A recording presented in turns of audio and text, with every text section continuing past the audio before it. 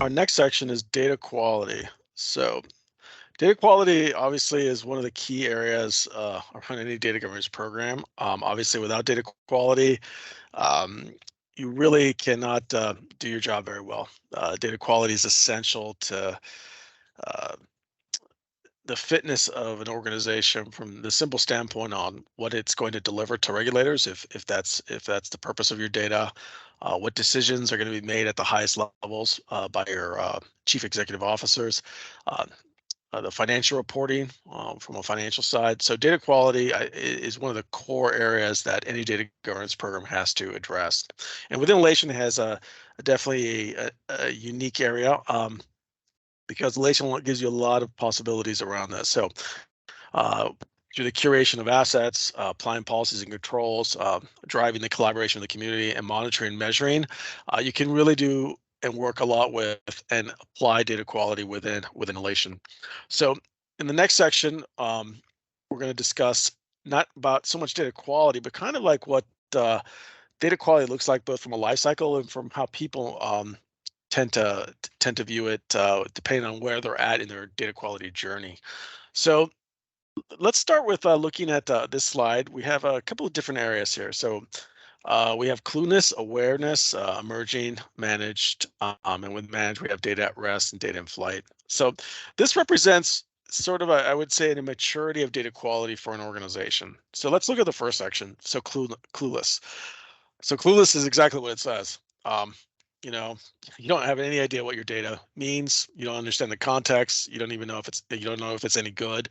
And not only that, but really nobody cares, which I think it's not probably that's not probably something anybody could believe that is occurring in any organization. But if you're at that stage, you're in the clueless stage. And as probably the best meme I have here is probably when someone asks what DQ means, you think of Dairy Queen. So it's definitely an area you don't want to be in. It's the lowest level of maturity in your data quality program, but it's someplace that should definitely be avoided at all costs. The next phase of what I would call the maturity life cycle of data quality in terms of a program is awareness. And here's where you're aware that you definitely need data quality. You have some sort of understanding of what data quality is. However, there's really no formal processes. Everything's done in an ad hoc manner. A lot of things are manual. There is a perception that the data is correct, which is very common in organizations. Yeah, I think the data is good, but when in fact the data probably isn't that good. However, there is an understanding of kind of what data quality is, but obviously not the application of it has a lot to be desired.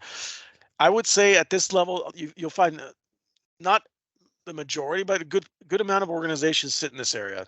Your organization might sit in this area, or might not, or it might have aspects, some points that come from this area, but not all. So, but it's not uncommon that you'll find some of these bullet points in organizations. Specifically, the ad hoc reporting is very common, where there is no formal data quality reporting.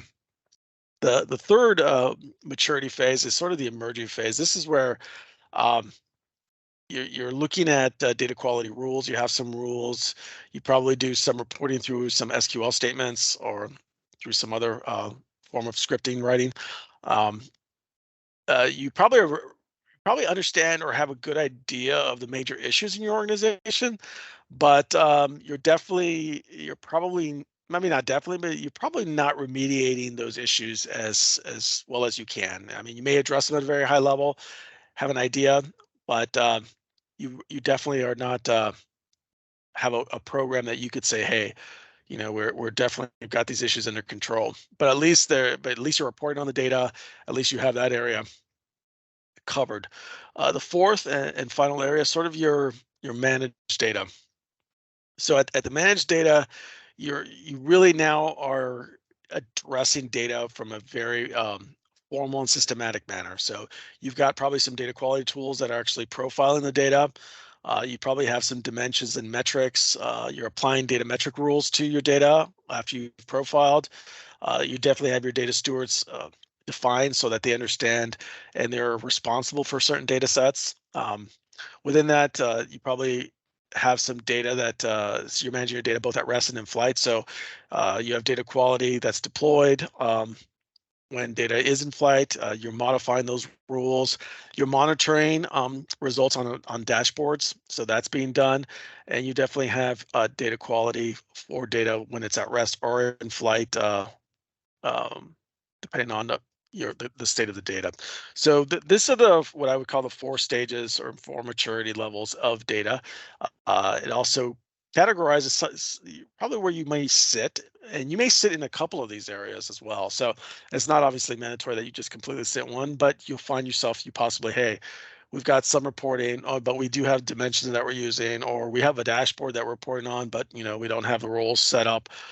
We haven't really defined data quality rules for data in flight, but we do have the for data rules for something that's in storage. So that varies according to organization. But this is when you're looking at data quality in terms of that maturity. This is kind of the very common areas that you'll see. Now let's pop over to data quality dimensions. So I think people are familiar. They may have heard of the data quality dimensions. Here we have 6 data quality dimensions, and I would say they're the popular dimensions. Now, believe it or not, there's something like I think I've heard some organizations have over 50 or 60 dimensions that they use, but for the most part, 6 dimensions are what's commonly used, and these are the classical ones: consistency of your data, how accurate your data is, how timely is your data, is your data complete, is it unique, and does it conform? So these are the classical data dimensions, and usually you build your metrics off of each of these dimensions as you move forward, and you define the targets for what good data looks like for each of these dimensions. So this goes into a little bit more detail of this slide. We go a little more detail in terms of data quality dimensions. We describe each of them. We give examples of each. I won't talk to each one of these, but let me point out 2 of my favorite ones for a couple of reasons. One is completeness, and the other one is timeliness. So for completeness, is the data is a broader attribute, complete in context. For example, you've got your classical address, street, country, et cetera. Is that all that information there? So if you have columns of data, one with an address, with a city, region, postal code, are each one of those fields complete, or is it a partial postal code, or a city field's missing, et cetera? And the other one I like to point out is timeliness. Why do I like to point out? Because is the data at the right place at the right time? In other words, when someone needs the data, can they get it? And so for me, those 2 dimensions are so important. I mean, they're all important, but these are always when it comes to reporting, timeliness is so valuable. So is data provided on time on both when it's created and the updates on that data? And there's some examples there. For example, credit checks every 90 days, excuse me, tax ID provided within 30 days of sale order, et cetera, at the point of close. So those 2 are 2 dimensions I've always looked at. Obviously, your accuracy of data is the other one that is, for me, after those is highly important. But these give you an example of what we're looking at when we're talking about data quality dimensions, the examples. And under these, you can have many metrics under each of these. So many rules behind each of these dimensions. So that depends on your organization. It depends on the type of data you're dealing with. It depends on the industry. So they're going to vary, all depending on those attributes. So data quality API and open framework. So any DQ tool, the information, it can be mirrored in the catalog. So with in this example, Alation, Alation can really take any DQ tool. So if you're talking about like Soda or Animalo or Telmy, or tools, for example, that can observe your data through the data pipeline, report on that data, and can surface that data through a catalog using the data quality API. So these are some examples of an open framework that is applied in Alation that can use and leverage data quality tools that already exist. So with that said, we're going to jump into the demo here, the data quality demo. Oops, let me stop presenting and turn this over to Sean, who's going to jump into our data quality demo at this time. Sean, take it away. Thanks, Salvador. All right. So with regards to data quality and utilizing Alation to support in that effort, there's a few different features I would say that Alation provides us that I'm going to start to point out here. Thinking back to the one of the first slides that Salvador went over there with the talking about where organizations might be currently existing in that data quality and maturity life cycle, right? There's a couple things out of the box that I think Alation has, which can help just about anyone kind of start putting some data quality checks in there, or at least labels for end users. So those would be something called trust check flags. And then there's also going to be the ability to bring in data sampling and as well as doing some data profiling. So those are a couple of the things that I think, even if you're not that sophisticated yet in data quality, those are a couple of things that Alation provides you out of the box that you can start taking advantage of that are pretty straightforward. So let me start with the trust check flags. And this is something that as anyone's going to be browsing throughout the site. And so at the moment, I'm just kind of jumping into, let's say, just a basic advanced user search here, right? As I start browsing for different data objects that are sitting on our Alation site, there's going to be something kind of sitting here in this first column that is going to kind of stick out to me and is going to be very helpful to help assure me or help guide me in using certain objects over others, or at least being aware of, hey, if you're going to be utilizing a particular data object here, at least something to be aware of. So there are three types of trust check flags. If I click into one here, we can see that basically at the top of every, basically almost every object page, there's going to be three different trust check flags. One is going to be color-coded green, and that's going to represent that this object has been endorsed. The second one is going to be anything that is in yellow is going to be just a simple warning. And that warning could be, some people might jump to a conclusion and think that that means that there's something wrong with the particular data object. That's not necessarily true. It's really something you'll have to look into to see what the warning is all about. Because sometimes it might be, hey, this is good to go, just be aware of X, Y, and Z, right? And then the last one here is going to be deprecation. So in this case, this is something that someone is telling you, hey, this actually should not be used, whether it's currently under development or there was some sort of error caught or found with that data source object, or maybe it's just perhaps outdated and is being sunset and just no longer something that's in use, but has yet to be actually removed or archived that away from the Alation instance. So there might be a number of reasons for any of these three trust check flags to be updated. But regardless, whatever the update is, it's going to be helpful for the end user to know a little bit more context than if they didn't have these. So if I'm browsing just throughout the Alation site and I come up with a search result list, right away, this is going to be one of the first things that I'm looking for to see, hey, is this something I'm interested in? And oh, great, it's actually been endorsed by at least one user, maybe multiple users.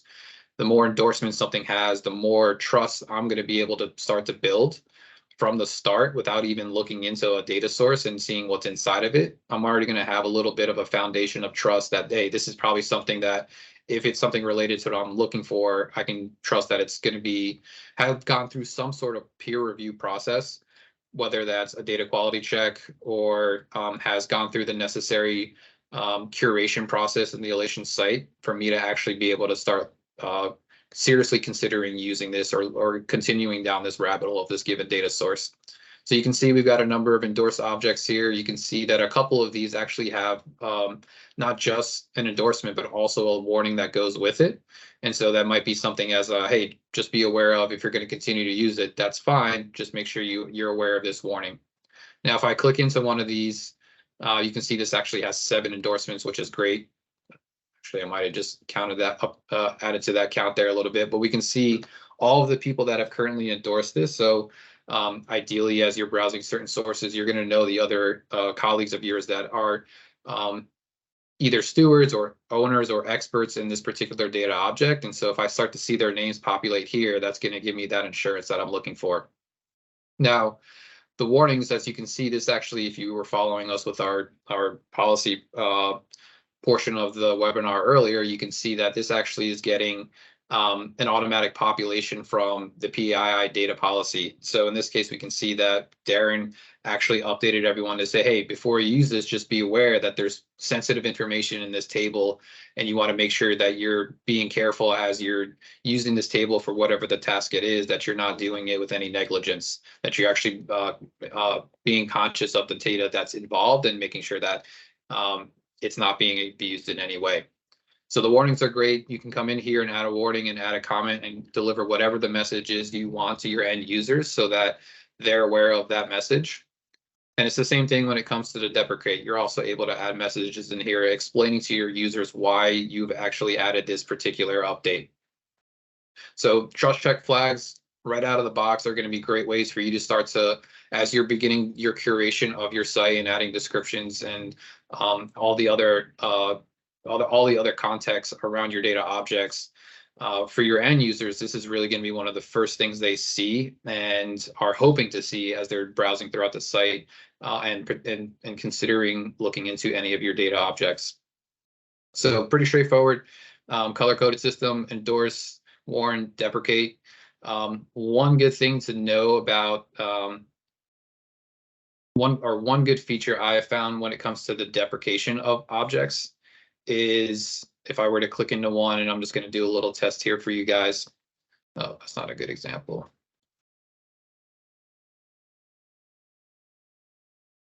If for some reason this particular object page needed to be deprecated out of date, I'm going to write that message. Now users can come and see what this message is all about and who actually added that.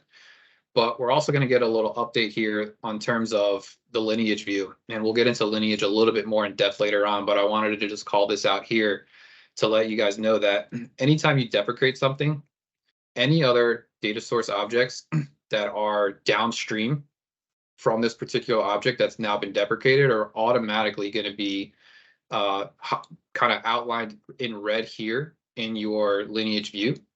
But also, if I were to, it's not letting me jump to this right now, but if I were to actually click to this object, I would actually get a warning on that object page that says, hey, an upstream object, and it would list the object itself has been deprecated, and just letting you know, hey, there is some sort of upstream issue going on or deprecation for some reason that this object is now downstream of that you need to be aware of. So that is definitely an important feature that when it comes to the trust check flags. Another thing that I would say requires a little bit of configuration to get started, but is pretty straightforward to do. You just need to work with your server admin is to ingest some of the sample data. Now that's definitely an optional feature. You don't have to do that. And for security purposes, there might be a number of sources that you don't want to ingest any sample data into the site. But you have that ability for you as well. And when it comes to data quality, right, we know that sometimes just an eye test itself might not be the full answer, but at least might kind of get you started. And if you're very familiar with a particular data source object, you might know what to expect, and having some sample data in there just for you to glance at might be super helpful. So if you have that configuration turned on and enabled, and you've scanned those sources, you'll get on the overview tab here, you'll get a section with some sample content, and you actually even have the ability to either click this basically link here to expand, or you can switch over to the column, the samples tab up here and actually see a little bit more in depth of the sample data that's being brought in.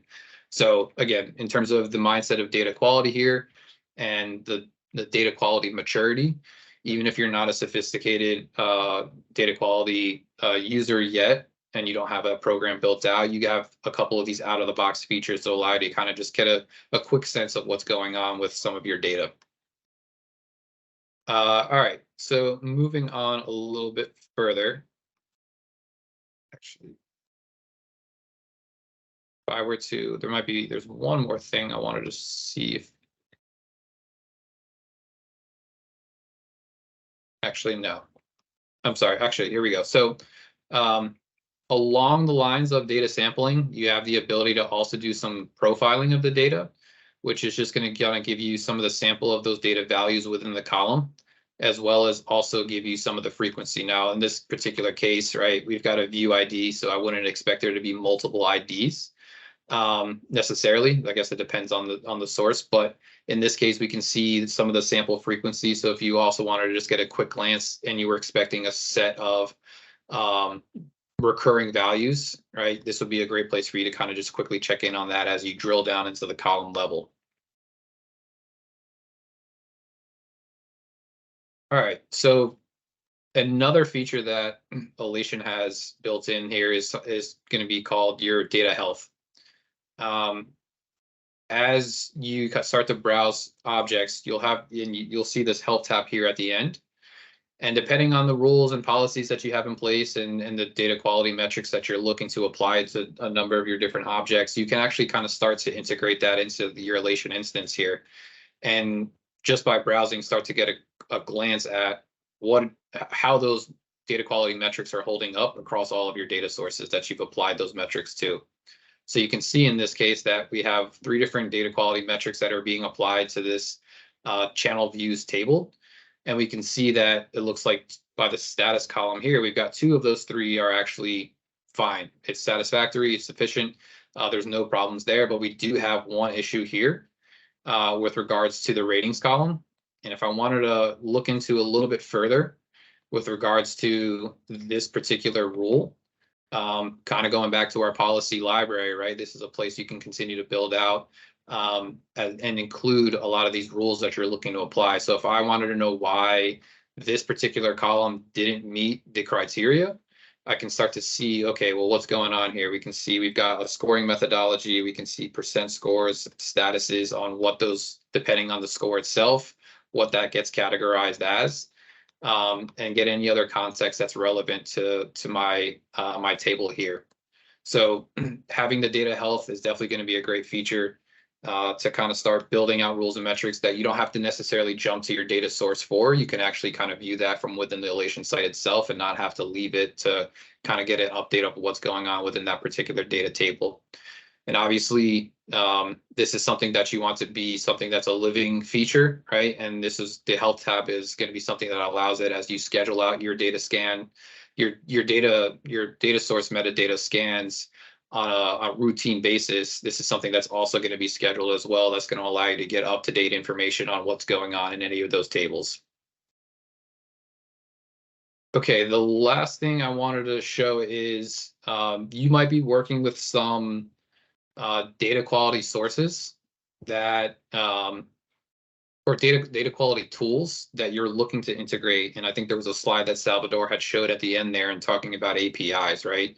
And so that is definitely something that Alation has built out as part of the Alation site, is the ability to connect to some of your data quality tools and embed that into your Alation instance. So we're looking at here just kind of a fact sheet.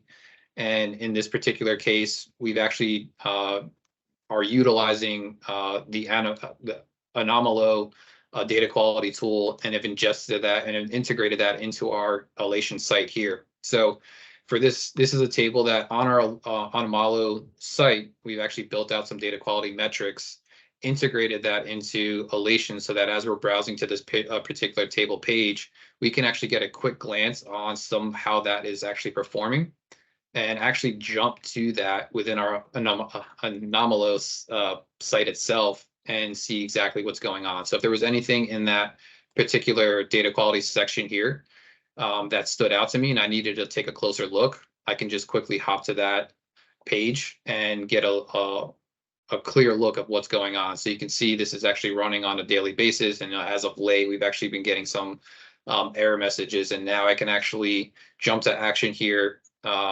and start to resolve this issue.